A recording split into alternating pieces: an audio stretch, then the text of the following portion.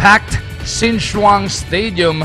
Ang ating 33rd William Jones Cup nasa kahuli-hulihang araw na. Battle for third po, pero lamang naman ang Pilipinas ng siyam 43-34 at the half. Magumarjan po kasama one of the 25 greatest to ever play the game of basketball sa ating sulok ng mundo, si Coach Ronnie Magsano. Very consistent defensive efforts ang ating pinapakita rito for a team that scored 85 last night against Korea, limited only to below 40 points by the defense of Team Pilipinas. Yan ang ating magiging bentahe kung gusto natin magtapos sa pangatlong pwesto. At unang handog pa lang ito ng inyong Active on IBC. Mamaya naman po, yung finals, Korea kontra Iran, should be another explosive matchup. Oo naman, itong Iran going for a three-peat. Nanalo sila ng 2009, nanalo ng 2010. At ang two-time FIBA Asia Champions going for a three-peat laban sa isang koponan na huling nanalo dito sa Jones Cup noong 1999. Yung Korea, iisa lang ang talo all week long, ana. At yun yung laro nila kontra Japan. As we take a look at some of the highlights here, ang Smart Gilas Pilipinas binuksan ang ating laro by dropping an 11-2 bomb on Chinese Taipei. At nakalamang pa nga ng hanggang 12 at 22-10.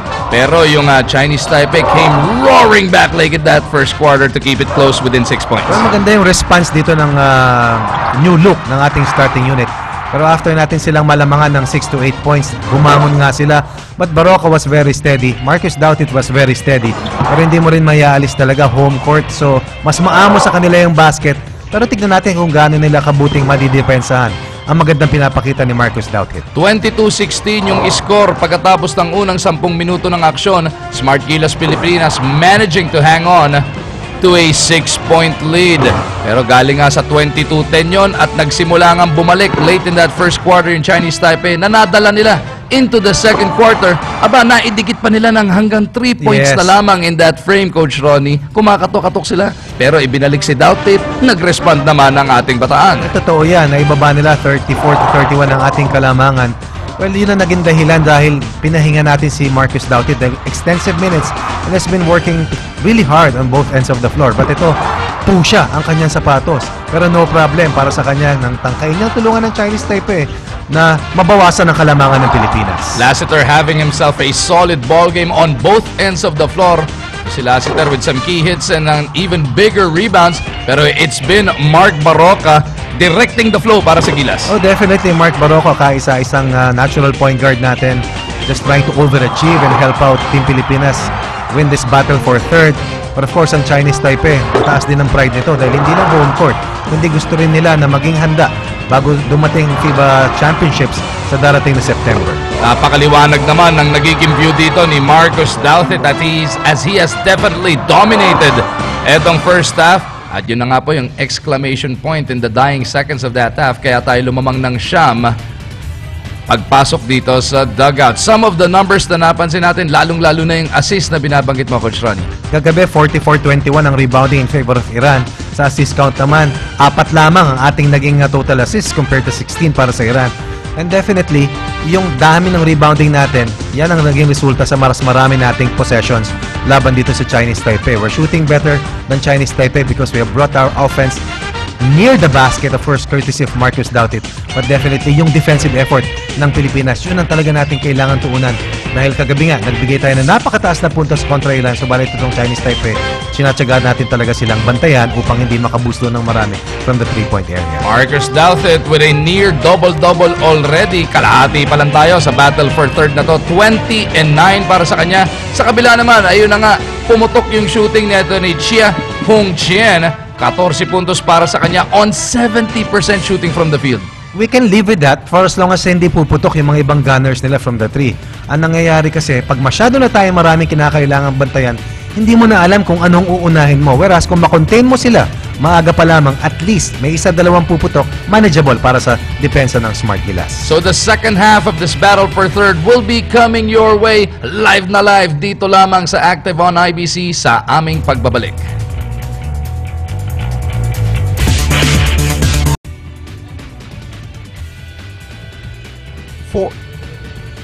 43-34 ang ating score at the half. Ang Smart Gilas Pilipinas nakaupo po sa 9 na puntos na kalamangan kontra dito sa Chinese Taipei sa ating battle for third. Magandang gabi Pilipinas, Magumar John kasama si Coach Ronnie Magsanok at Pilipinas pa ang may unang possession dito sa third quarter. At silipin natin dito kung magiging maganda na naman ang ating panimula. Dahil in the first quarter, yun ang naging dahilan. Napakasigla ng ating intensity pagdating sa depensa.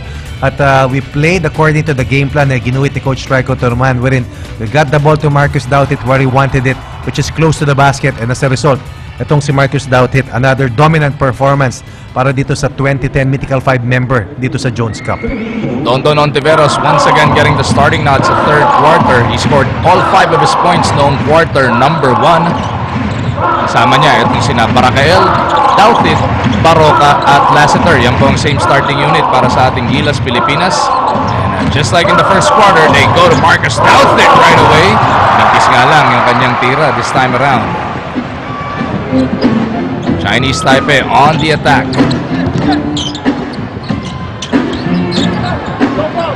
Chung Xianqiang may tanga ng bola. Pull-up jumper from the elbow. Mintis Ontiveros para sa rebound. Nakita mo si Marcus Doutit, maski walang tao rin sa loob, lumabas siya to try and help out that contest coming from Ontiveros. Baracael with a jumper, Mintis. At yung mga Taiwan faithful, buhay na buhay, gising na gising sa laban na ito, looking to will their team back into this game. At alam mo, maski na hindi naman sila magandang performance, ganyan talaga kapanatiko yung mga basketball followers dito. Kung makikita mo nga yung mga kalalakihan, lahat naka NBA jerseys. Mahilig talaga sila rito, and they treat their national squad really in the pedestal level, no? Makikita mo talaga pag nagpunta ka rito sa Taipei, sobrang panatiko sila, and they understand na mahirap mag-excel dito sa ganitong klaseng sport, kung kaya may respeto sila, meron silang binibigay na talagang matinding suporta para sa ganitong klaseng programa sa kanilang national squad. Ang nakakatuwa naman dito naman sa mga parte ng organizers dito sa Jones Cup, dahil sa tindi ng suporta ng mga Pilipino all week long, pang 9 na araw na po, pero 9 na araw na rin nagpaparamdam ang mga Pilipino dito sa Xinchuang Stadium. Panong halftime yung kanta ni Bamboo, Pinoy ako ang pinatutugtog nila. 43-35, 8 ang abante ng Gilas Pilipinas. Doutit may tangan ng bola. Nasa poste.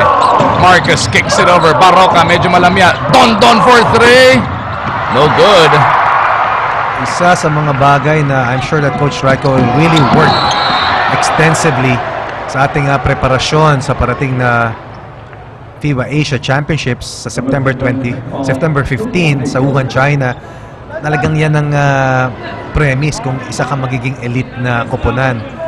Matining na 3-point shooting at meron na tayong dominant presence sa loob na dala ni Marcus Doutit. Yan ang magiging malaking hamon sa mga manlalarong bubuo doon sa roster na lalaro sa Wuhan, China. Chung looking to go all the way, kicks it back out. Merong foul na na-spot dito kay Mark Baroka.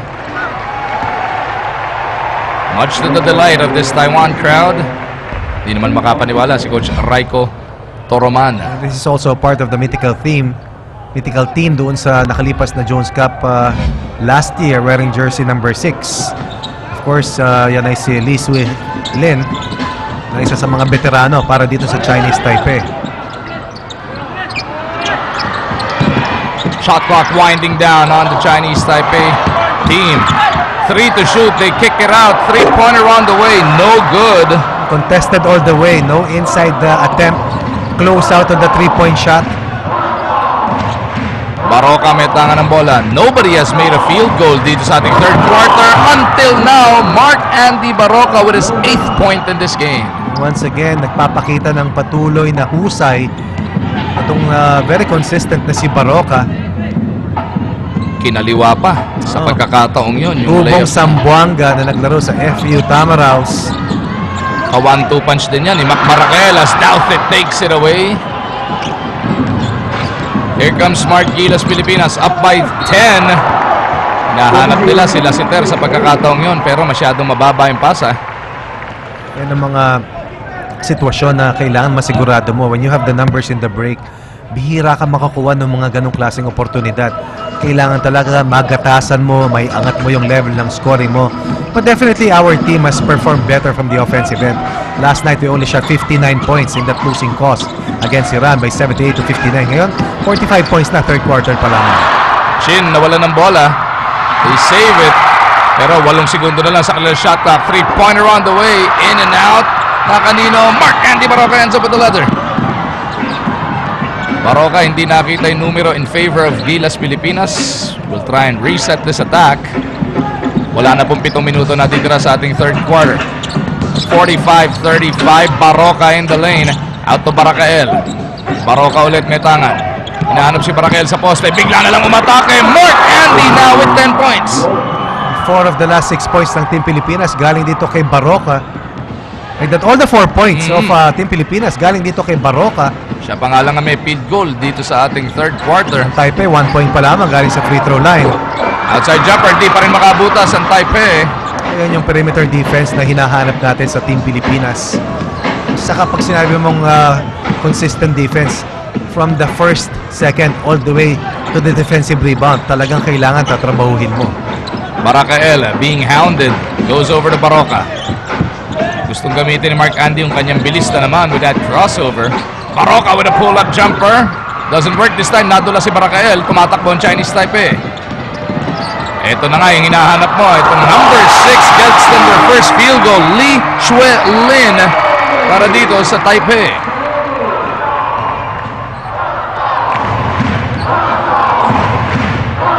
One stop no? Sana tama. One stop. Yata, konting pasa namin. As Baroka gets away once again. Yung scouting reports, individual tendencies, sa ganitong klaseng level, I'm sure very advanced yan. But Baroka has shown that he has been able to beat his defensive coverage time and time again, going to his strong side, which is to his left. As we take a look at that Motolite slow-mo highlights brought to you by Motolite, pang matagalan.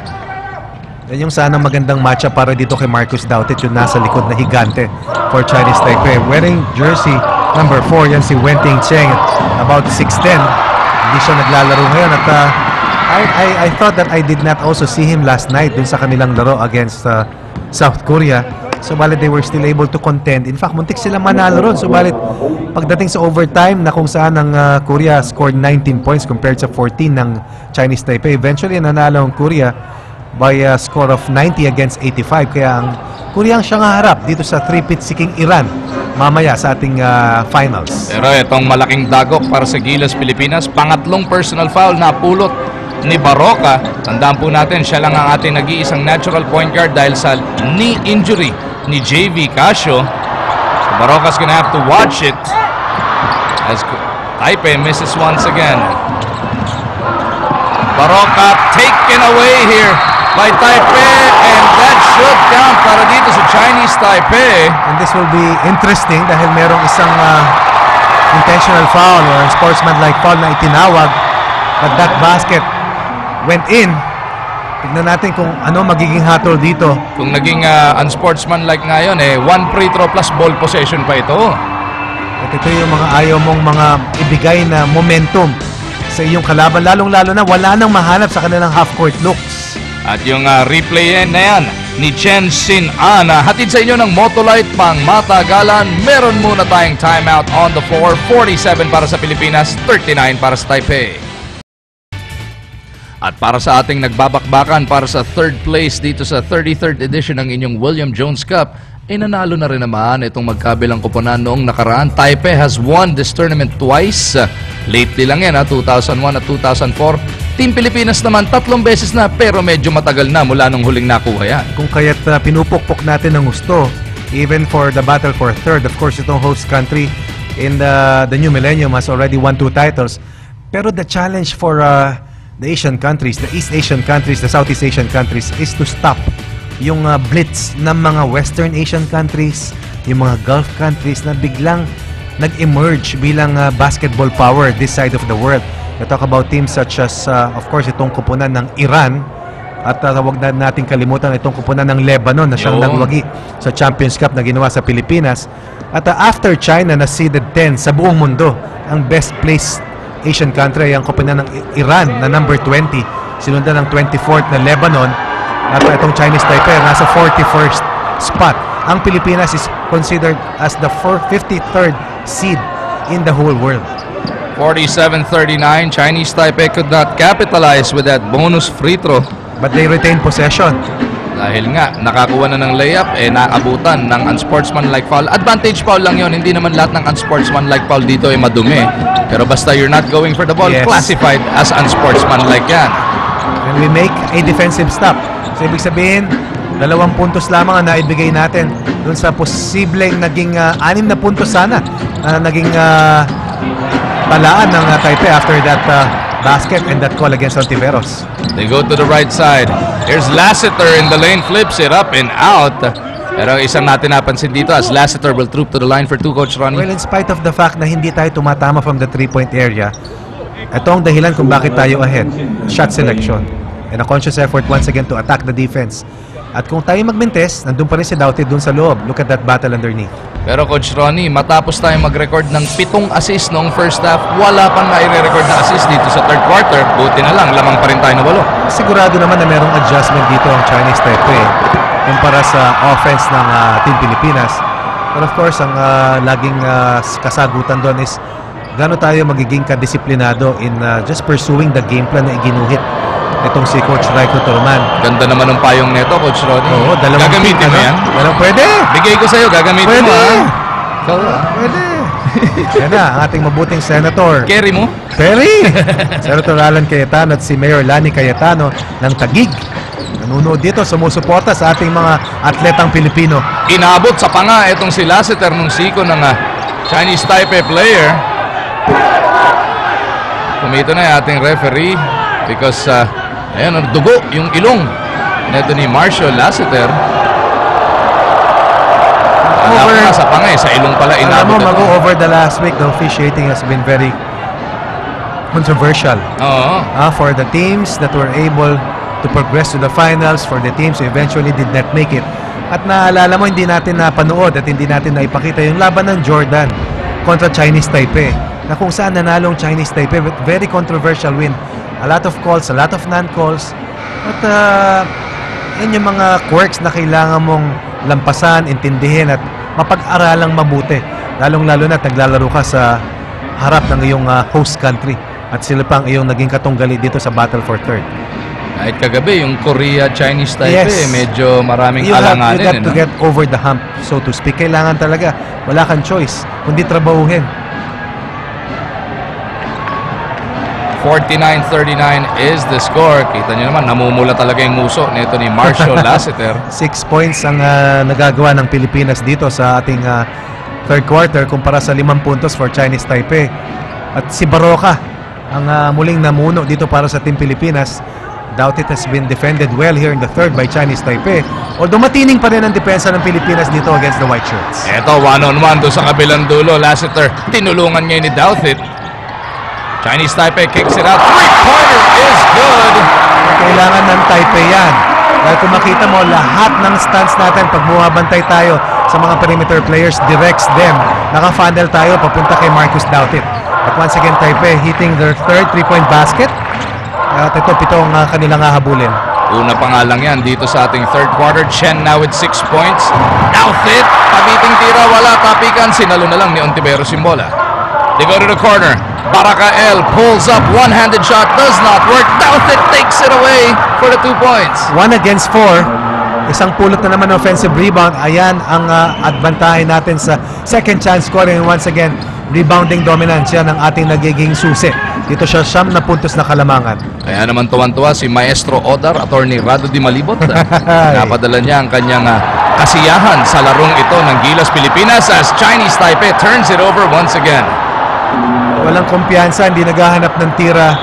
Marcus Douthit, yan ang naging dahilan kung bakit wala sa personal foul trouble itong si Douthit. Kagabi, pinahirapan siya ng matinding offense itong si Adadi. As we take a look at that last 3-point basket itong Chinese Taipei, si Adadi nagpaula ng 36 points At talagang pinahirapan niya, hindi lang yung individual defense nitong si Marcus Dautit, kundi maging yung total team defense natin. Dinodouble na team natin siya, sinusona natin siya, pero hindi natin talaga nahanapan ng paraan upang mapigilan si Haddad.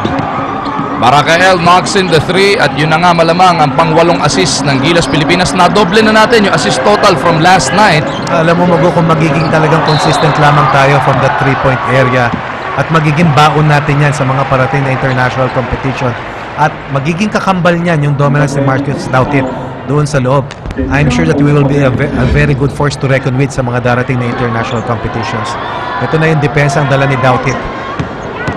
Oh, no, ilang na ilang, nowhere to go, naghanap ng papasahan. Bago matawagan ng 3-second violation, nagpanic, turnover tuloy nagresulta. Taipei with a total of 9 points dito sa ating third. Ang Pilipinas with a total of 11. Leading scorer ito para sa Taipei, 17 in the game. 2 at kalahating minuto natitira sa ating ikatlong yugto. Unang offering pa lang ito ng inyong active on IBC. As we take a look at the shooting percentage from the free throw line. Lassiter for 3 doesn't work. Mamaya-maya po yung finals Korea kontra Iran. Should be an explosive matchup. Live na live pa rin ihatid sa inyo dito lang sa active. Chris Chu feeds Marcus Dautit for the 2 points. May kasama pang foul. Double digit na ang ating assist count. Kagabi, 16-4 in favor of Iran. Ito, we're shooting better and we're scoring better than the way we only had 59 points last night against Iran. Yun ang naging dahilan kung ba't hindi tayo nakapasok sa finals. Tayo ay yumuko kontra Iran, 78-59. In our lowest scoring game of the Jones Cup. An off-form Smart Gilas team caught on a bad day ng three-pit-seeking Iran. Nakompleto nga yung 3-point play dun sa sinilip nating Motolite slow-mo highlights. Atin sa inyo ng Motolite pang matagalan. Pull-up jumper. Parang nakakailang na one-handed shot pero pumasok pa rin. Difficult runner pero yan ang talagang bread and butter move. 57-46 Gilas by 11 points. First 2 points para kay Shenas. Dondon Ontiveros connects from deep left. Once again, better shooting, better sniping here in the third. Biggest lead of the game para dito sa Team Pilipinas. 14 ang ating kalamangan. And more importantly, nakapag-contribute na ulit, nakapag-ambag na ulit itong si Ontiveros after scoring 5 in the first quarter. 8 na siya ngayon. Reach and foul whistled on Chris Chu. Ganun ka-importante yung magandang simula natin. We had 22 points in the first quarter. At dito sa third, we have a total of 17 while limiting itong Taipei to only 12. At si Lee, yung inabot ng foul that time around, hindi pa nagpaparamdam dito itong si Lee ng Chinese Taipei. He's been trying to create his own shots but so far, sabi nga natin yung defensive intensity natin, yung defensive effort natin against the Gunners of Chinese Taipei has been on the high side. Yan ang dahilan kung bakit hindi tayo nagbibigay ng sunod-sunod na 3-point basket dito sa ating host country. A split cuts this deficit to 13. Gilas on the run. Chu will try and reset this attack. Baroka po, 3 personal foul, nakaupo sa bench. JV Casio for the benefit of the late tuners, unavailable for the 3rd consecutive day because of a swollen knee. Pasa ni Baracael, ninakaw ng Chinese Taipei. They are off and running. 3 kalaban. Gets the left-handed player. Turnovers will lead to transition baskets. Ito, ayaw mo ma-involve yung home crowd. Only 4 points in the game for someone who scored in twin digits last night against Iran. Sin An Chen with that strong drive to the basket. Halos kalahating minuto na lang natitira sa ating third quarter. Baracael will miss on a 3. Lassiter keeps it alive. Well, kanina yung second chance scoring 17-2. Ngayon, idagdag mo na another 2 points, 19-2 sa second chance count in favor of the Philippines. Lassiter now with 10 points. May kaprasong diferensya ang ating quarter clock at shot clock. Chinese Taipei looking to milk that clock. The crowd counting them down here. Tinutulungan as Lee misses. Ontiveros pitches it to no avail. Pero ang Smart Gilas Pilipinas with a strong finishing kick to keep control of this game, Coach Ronnie. Better shooting from the outside and Marcus Dautit continuing with his dominance on the interior And once again, yung tough defense natin getting the job done for us, limiting Taipei to only 15 points in the third. So is Smart Gilas 10 minutes away from bagging third place dito sa 33rd edition ng inyong William Jones Cup? Tutok lang kayo dito sa Active on IBC. Sabay-sabay natin po ngayon if we can hang on as Gilas leads by 13, 62-49.